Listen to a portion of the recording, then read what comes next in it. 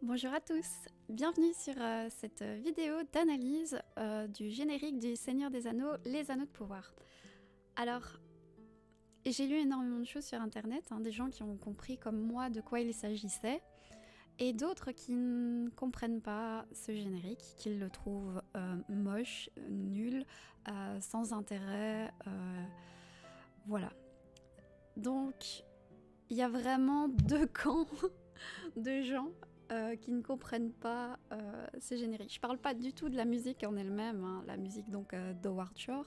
Je parle pas du tout de la musique, là ça n'a rien à voir. Je parle vraiment de ce choix d'avoir pris ce sable qui bouge et qui fait des formes donc jusqu'à nous amener au titre de la série. Alors, avant de rentrer dans les explications du générique complet, j'aimerais bien mettre au clair quelques petites choses. Alors, le procédé du sable donc, qui bouge, on appelle ça la cinématique. Donc en fait, la cinématique, c'est l'étude de la forme visible des sons et des vibrations. Donc ça vient du grec kouma, qui veut dire vague. Et en fait, c'est littéralement mettre le son de manière visible, c'est voir le son. Donc c'est comme mettre de la musique en peinture, quoi. Voilà. Donc ça, c'est la première chose importante qu'il faut savoir avant de continuer. La deuxième chose importante, c'est on va parler de Tolkien. Bon, je prononce Tolkien parce que c'est comme ça qu'il voulait le prononcer, ne m'en tenez pas rigueur, s'il vous plaît. Donc, Tolkien, lui, dans sa vie, a apporté une grande importance au son et à la musique. Il était professeur donc de vieil anglais à Oxford, et tout au long de sa vie, on voit à quel point le son des mots était important. Je cite ici... Donc, je suis sur la page de Tolkien Deal où il y a un superbe article qui s'appelle Voix et langage chez Tolkien, et à l'intérieur il est marqué: de fait, Tolkien garda une sensibilité profonde à la musique de la langue, ce qu'il appelait l'esthétique phonétique. Et Humphrey Carpenter, l'auteur de sa biographie, écrit: il avait une sensibilité inhabituelle au son et à la forme des mots. Il prenait pour lui la place que prend la musique dans la vie de beaucoup. L'amour des mots était ce qui l'avait animé. Ce n'était pas un intérêt aride pour les principes du langage, c'était un amour profond pour la forme et la sonorité des mots, qui lui venait des jours où sa mère lui avait donné ses premières leçons de latin. Voilà. Donc là, vous avez la base. Tolkien apporte une importance capitale au son et à la musique. Voilà. Une fois qu'on sait ça, on peut rentrer dans l'explication du générique. Alors, si tu connais pas trop l'univers autour du Seigneur des Anneaux, parce que le Seigneur des Anneaux est ce qu'on voit donc maintenant dans la série Les Anneaux de pouvoir, en fait il y a énormément de choses qui se passent avant, dont la création du monde. Et il faut savoir que la création du monde se fait grâce à la musique. Et ce qu'on voit dans le générique, c'est ce moment-là en fait.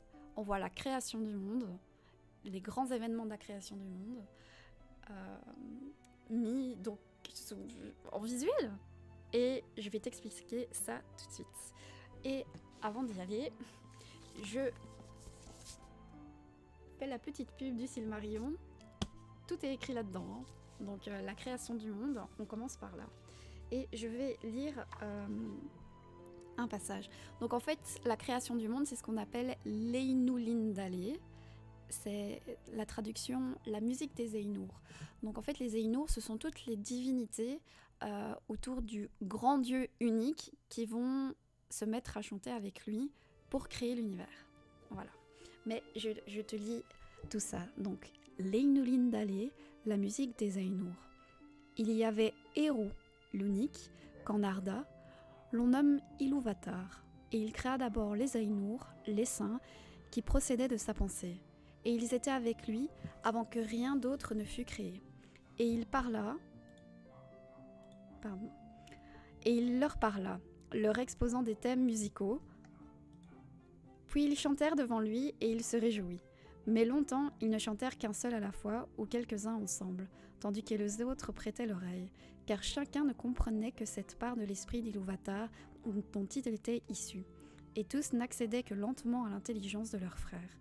Mais tandis qu'ils écoutaient, cette intelligence se fit plus profonde, et ils gagnèrent en unisson et en harmonie. Plus tard, Iluvatar dit « Du thème que je vous ai déclaré, j'ai voulu que vous fassiez tous en harmonie une grande musique. Et comme j'ai suscité en vous la flamme impérissable, vous exercerez vos pouvoirs afin d'ornementer ce thème, chacun suivant sa pensée et sa façon, si telle est sa volonté. Mais je resterai assis à écouter, me réjouissant de ce que, à travers vous, une grande beauté soit éveillée en chant. » Voilà. Donc vous avez ici l'univers qui commence à être créé par Iluvatar, puis rejoint en chœur par les divinités, donc les Ainur, pour façonner le monde. Voilà. Là, la base est mise. On va pouvoir aller dans l'analyse.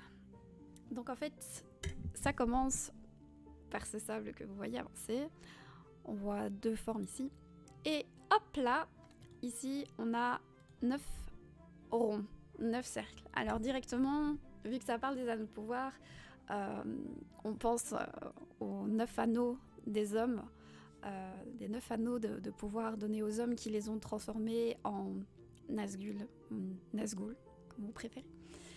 Après, moi, en réfléchissant à pourquoi alors avoir mis ça, je me suis dit en fait que le cercle central c'est Eru Ilúvatar et le reste ce sont 7 couples des plus grands Ainur, c'est-à-dire les Valar qu'on appelle les grands dieux, c'est les plus puissants. Ils sont 14 plus 1. Le petit 1 c'est le grand méchant, lui il est tout seul. Il s'appelle Melkor, connu sous le nom de Morgoth, Morgoth après. Et donc en fait si on calcule ça fait Eru, le dieu unique, au centre, Melkor, plus 14 dieux, mis sous forme de couple, ça fait 7. Voilà. Donc pour moi, ça fait 2 plus 7. Voilà. Mon analyse est peut-être un peu tirée par les cheveux, mais moi je l'ai vu comme ça. On voit vraiment en fait qu'il y a un anneau central et une sorte de cœur autour. Premier plan, moi c'est ce que je vois. Évidemment c'est mon interprétation, ça peut être totalement tiré par les cheveux, hein. Je l'entends, il n'y a pas de problème, mais j'ai envie d'y croire. J'ai vraiment envie de croire à ce que je vois. Et on peut y voir tout ce qu'on veut, vraiment. Donc après ces 7 anneaux, on voit que c'est en train de se transformer en 2 grands arbres. Alors, si on fait attention, on voit que les 2 arbres ici sont différents. Il y en a un, les racines par exemple, ici va vers le haut. Les branches du dessus, là, sont complètement différentes. Donc on voit vraiment qu'on a 2 arbres différents. Alors il y a 2 grands arbres à Valinor, on le voit dans le prologue de la série. Les 2 grands arbres de Valinor, appelés Telperion l'argenté et Laureline la dorée, finissent détruits par Morgoth. Donc, et Ungoliant, l'énorme araignée qu'on ne voit pas. Donc voilà. Ce sont pour moi les 2 grands arbres de Valinor. Donc encore une fois, on avance dans le monde. Je pense là qu'on est rentré directement dans la vision du monde. Car pendant la grande musique de création, Eru Ilúvatar, donc le dieu unique qui crée, va donner une vision du monde à tous ces dieux pour qu'ils chantent. Et il y a une partie de l'histoire qui va être chantée. Donc voilà, je vois ça comme étant une partie de ce qui va arriver, qui est en train d'être montré aux divinités. Là, on commence donc avec les 2 arbres, Telperion et Laureline, qui finissent détruits dans le prologue. Ici, pour moi, je me suis un peu tiré les cheveux pour ce truc-là, et puis après, c'est devenu clair. Il s'agit pour moi des enfants d'Ilúvatar. Ce qu'on appelle les enfants d'Ilúvatar, ce sont les elfes, les hommes, et les enfants adoptés d'Ilúvatar, les nains. Donc, pourquoi adoptés ? Parce que les nains n'ont pas été créés par le dieu unique, ils ont été créés par une divinité en dessous de lui, qui s'appelle Aulé. D'ailleurs, dans la série, Disa, la princesse naine, dit par la barbe d'Olé. Vous voyez donc que c'est parce qu'ils sont créés par ce dieu, le dieu forgeron, qui s'appelle Aulé. Donc pour moi, en fait, ça représente les premiers enfants d'Ilúvatar, les elfes, puis les hommes. C'est pour ça qu'il y a deux symboles qui se ressemblent, parce qu'ils viennent de la pensée d'Ilúvatar. Et au milieu, nous avons un symbole différent, qui pour moi représente les nains, créés par Aulé, et puis adoptés par Ilúvatar. Je sais que c'est un peu compliqué pour les personnes qui ne connaissent pas l'univers. J'essaye vraiment de faire au plus simple, pour que vous compreniez un peu la subtilité de ce générique de début. Voilà. Alors, après, ici, j'ai deux interprétations différentes. J'ai une vision de ce qui s'appelle l'héraldique. Donc, en fait, en premier lieu, moi, j'y vois les symboles des familles importantes des elfes, notamment des Noldor. La première étoile ici pour moi, il s'agirait sans doute de la maison de Finarfin. La maison de Finarfin, c'est le père de Galadriel. Ensuite, ici on a une étoile qui se forme encore, et ça pourrait être l'étoile de la maison de Fëanor. Je sais, c'est un peu tiré par les cheveux, mais je trouve que les volutes font très héraldique. Et donc ça pourrait représenter une maison. Il y en a qui pensent que c'est aussi une vision des Silmarils, donc les grands joyaux du premier âge. Ils ont été forgés par Fëanor, donc un elfe très important. Les Silmarils, c'est ce qui a causé les grandes guerres du premier âge et qui ont amené à cette grande destruction et à tout ce qu'on voit, donc c'est tout ce qui a précédé donc, la série. Les Silmarils, donc, ce sont des joyaux tellement merveilleux qu'ils contiennent la lumière des arbres que vous voyez au début du prologue. Mais le moment le plus important ici, c'est la forme qui apparaît là. Et je m'y pose exactement au bon moment. Les fans de Tolkien qui aiment un peu la géographie, normalement vous voyez cette forme, vous savez tout de suite ce que c'est. On voit vraiment que c'est une étoile qui fait comme ça. Et non, ce n'est pas une étoile vraiment à proprement parler, mais ça ressemble, vous mettez un copier-coller, c'est la même chose, à la forme de l'île de Númenor. Donc Númenor, c'est une île du deuxième âge. Pardon, ça va un peu spoiler. Donc peut-être bouchez-vous les oreilles, je ferai signe pour dire quand c'est fini. Mais l'île de Númenor, donc, c'est l'île sur laquelle vivent une partie du peuple des hommes.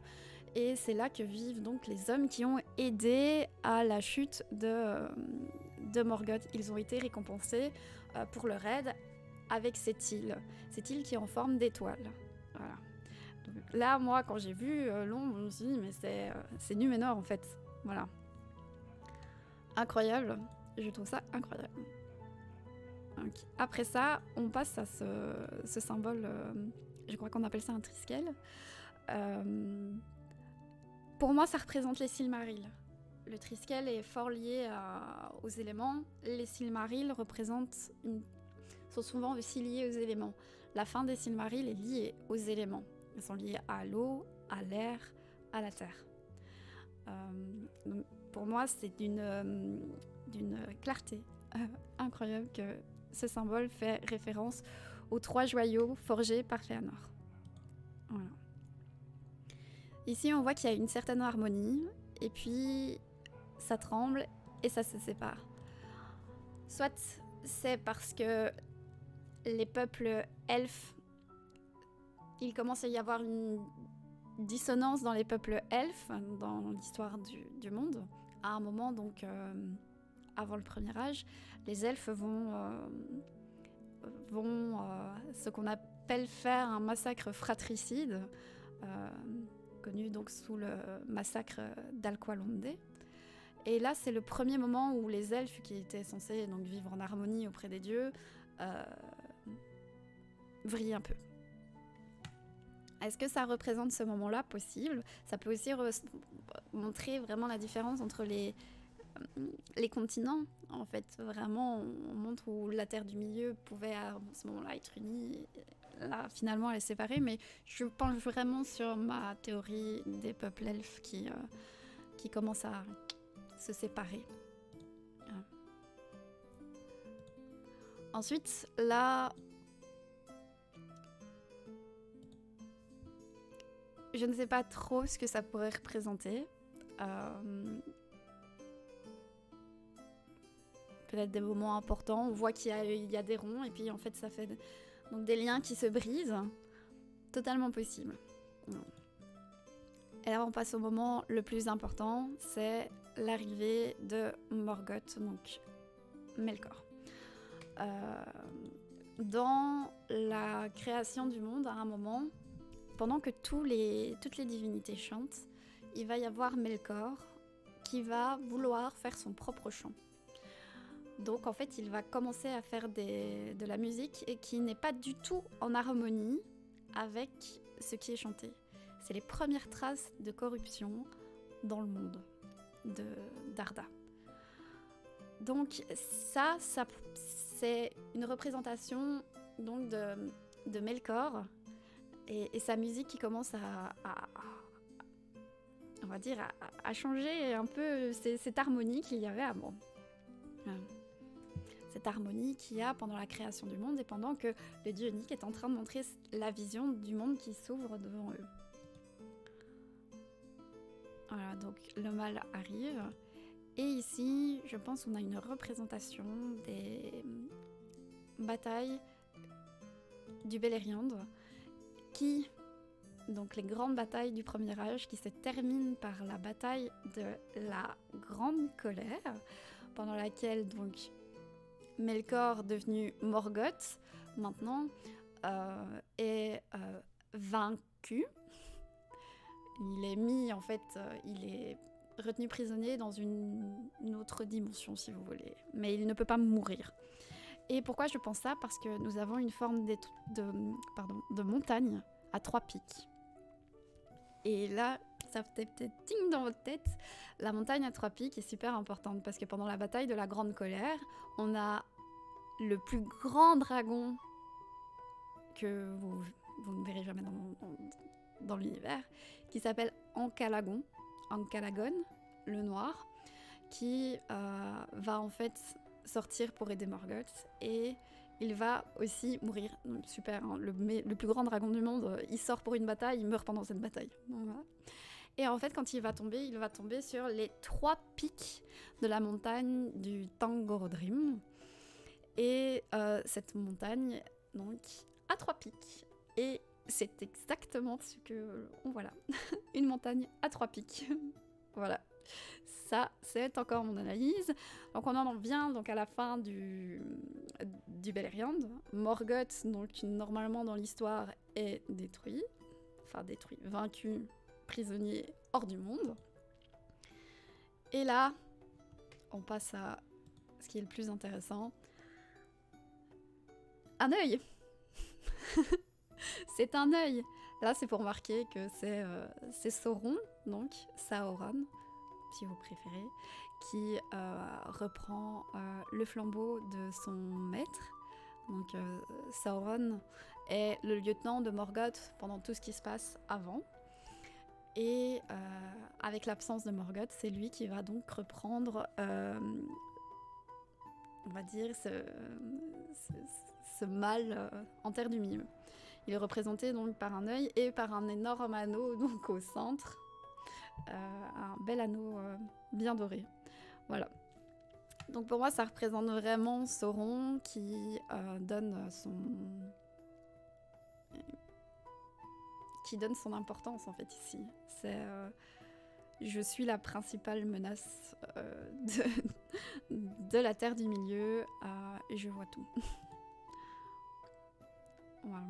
Donc c'est Bel Anneau au centre et puis pouf, le nom, les Anneaux de pouvoir. Voilà, ça c'est mon analyse du générique. Évidemment, je n'ai pas la science infuse. Hein. Je ne dis pas que tout ce que j'ai dit aussi dans la vidéo, parce que j'ai fait ça un peu sur un coup de tête. Je ne sais pas du tout si ce que j'ai dit dans ma tête est correct. Je pense maintenant que le générique est sujet aux analyses, aux interprétations. Vous en faites ce que vous voulez. Maintenant, commencer à dire que le générique n'a aucun sens ou qu'il n'est pas réfléchi, là par contre c'est impossible de dire ça.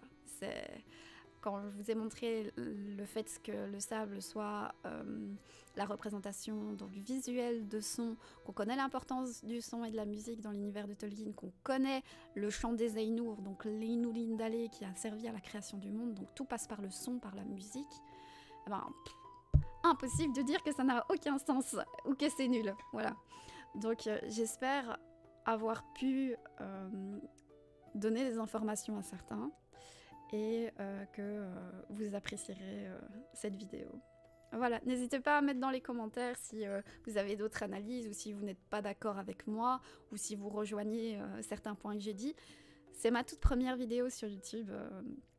Comme ça, de réflexion un peu à froid. J'ai pas fait de texte, j'ai rien préparé. Donc, soyez peut-être un peu indulgents avec moi à ce niveau-là.